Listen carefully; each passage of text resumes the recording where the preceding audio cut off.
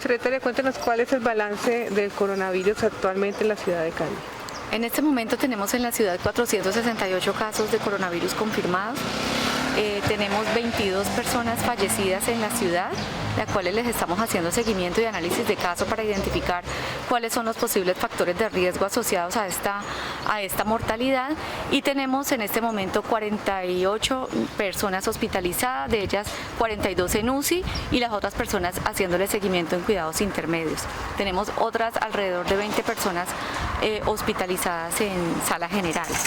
¿Qué estamos realizando el día de hoy? De acuerdo con esta tasa de infección que hemos visto en los últimos días en Cali, donde a pesar de estar en cuarentena, continuamos con una tasa de transmisión muy poco por debajo del 1, estamos alrededor del 0.98 según los análisis estadísticos. Consideramos que las medidas que se deben acatar en Cali deben de ser un poco más hacia el orden y hacia el cumplimiento de las medidas de aislamiento social.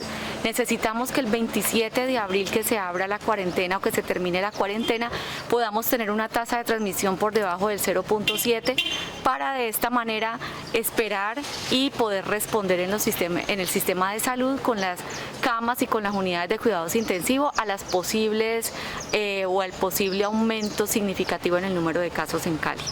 Secretaria, en este momento, ¿cómo va la curva?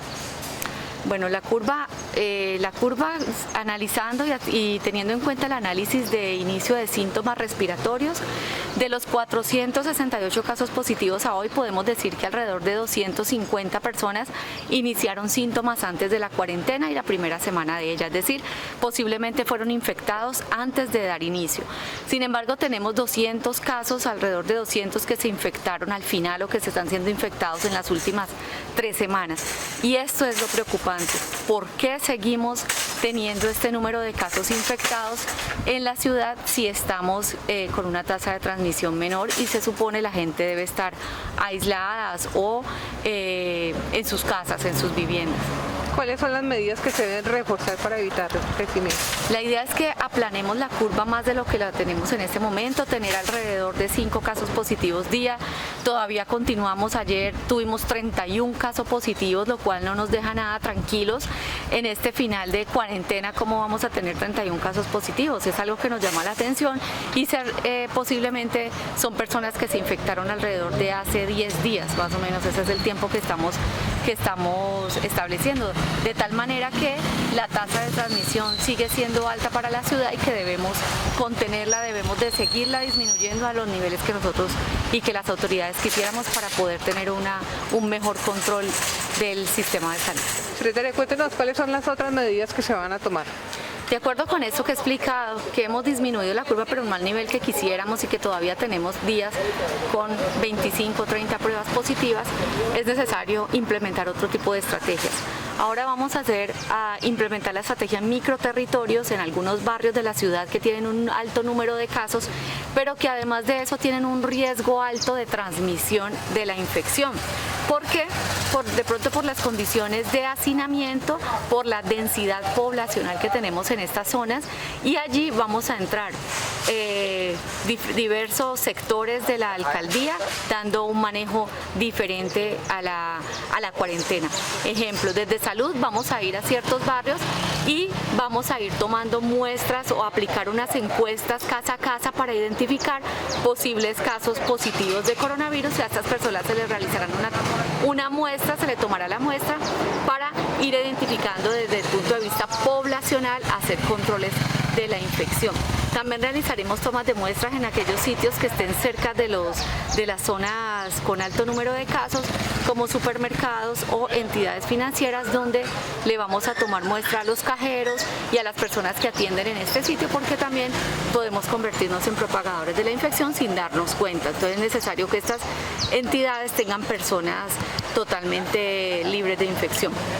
Otra medida que vamos a hacer allá es tratar de que la estrategia de alimentación y la de seguridad alimentaria que tiene bienestar lo haga de una manera controlada con las mismas personas del sector, sin que tengamos que desplazar poblaciones de un territorio a otro, de un barrio a otro o de una comuna a otra. La idea es que se abastezcan con la población de la misma zona sin trasladar el virus de un lado a otro. Por eso también vamos a tener recorridos con unas instituciones, algo interinstitucional entre Cruz Roja, militares, policía, defensa civil, gestión del riesgo, que realicen patrullajes o rondas por estos territorios para tratar de disminuir la tasa de transmisión que tenemos en algunas zonas de la ciudad. ¿Cuántas zonas se han detectado en la ciudad en el momento? Hay varias zonas que decimos de prevención o zonas calientes que necesitan una intervención territorial y por eso es que vamos a dar inicio a esto. Ahora hemos priorizado 8 barrios de la ciudad comprendidos en diferentes zonas, tanto en el norte, en la ladera de la ciudad y en el oriente, de tal manera que podamos tener una intervención un poco más amplia a nivel territorial. Secretaria, ¿qué pasa con las familias que son numerosas y viven en espacios reducidos? Las personas que son positivas, confirmados positivos, les vamos a aplicar una encuesta y si esta encuesta da un puntaje que determine que están en riesgo o que por su condición no pueden cumplir con el aislamiento, estas personas serán trasladadas a un sitio especial para que tengan su cuarentena en otro lugar y disminuir la transmisión en su hogar y en las posibles personas cercanas. ¿Se espera que con todas estas medidas reduzcamos en la curva? Sí, estamos previendo que logremos disminuir la tasa, como les mencioné, por encima de 0.7 la tasa de transmisión.